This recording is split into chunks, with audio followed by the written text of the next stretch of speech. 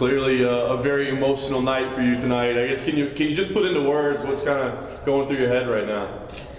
There really are no words. I mean, I'm eternally grateful, and I'm just ready for the next step and to get back in there and work on what I need to. And I'm a UFC fighter. I can't believe it. Like the name, like whoa! You were an underdog coming into tonight, according to the odds makers. Did you feel that way? Did you feel like you had something to prove? I really did. I kind of, during fights, I feel like I'm usually the underdog. You know, people look at me and they just don't see me. Like I'm really, it's in the name. It's too sweet. I don't have any ill will towards my opponent or anything like that. I just want to come out and compete and live my best life. You know, I like to do me. And some people, they get very much into the hype instead of looking at, who the fighter really is. I got a big heart, and I listen pretty darn well, and so I just do my thing.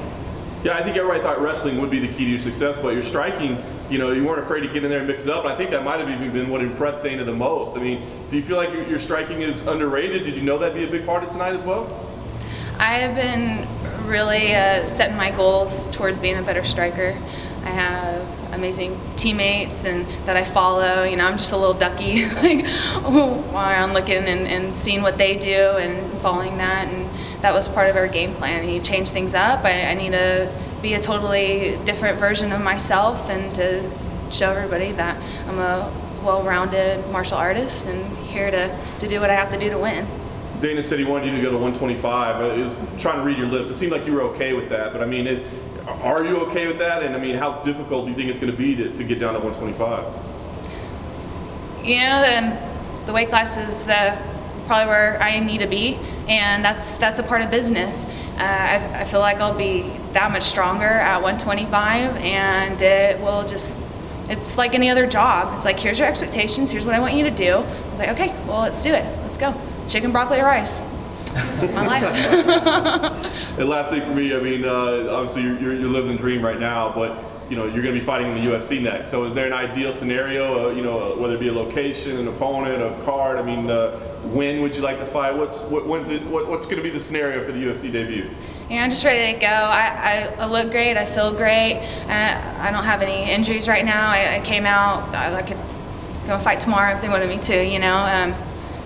Let's go. I just want to be there. I want to, prove myself and put that foundation that I belong in the UFC, and I'm meant to be there. The package that they showed is before you got into the cage. You were talking about being bullied. Tell us a little bit of what specifically that was, and what was your first time kind of in mixed martial arts? Who brought you there? My first time being bullied, it was from middle school. Middle school's hard, and it's even harder now. And from what I went through, it's nothing compared to what kids go through today. I mean, we have tons of social media and stuff now. Like, there's no comparison. And that's where that kind of started. And I've always sat a little thick. I'm hefty. Like, my mom makes me Google all the time. It was just one of those things. But that's middle school for you, and I got into wrestling, and it helped give me the confidence that I needed to get started. And then I started MMA 2011, and it takes just an ounce of belief right there. I had wonderful coaches in high school, and they set up a stepping stool for me and a foundation, and they gave me this heart and this mind, and to be the best person that I can be. Seems like a lot of fighters have that similar story in that they were bullied or mistreated. There's a lot of bullies who are responsible for a whole lot of ass kicking right now. Do you feel like your path would have been the same had you not had to endure that? No, I could have lived a totally different path.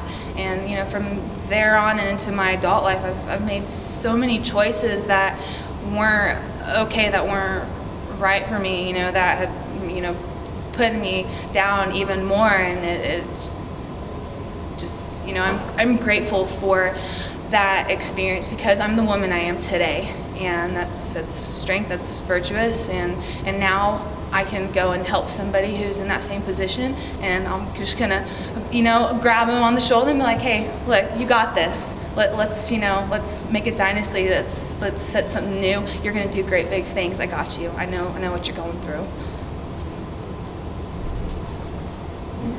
Sarah, you had probably the friendliest weigh-in, I think, in history yesterday with you and Shanna just giggling and laughing and everything. Can you talk about how you're able to be too sweet, but then get in the ring and be an animal? Yeah, growing up wrestling, we always wrestled each other. We wrestled, people from the same district. It's a sport. I always feel so awkward. I was cutting weight a little bit with Shane. We're in the tub. I'm like sitting there like, hi, I just want to shake your hand.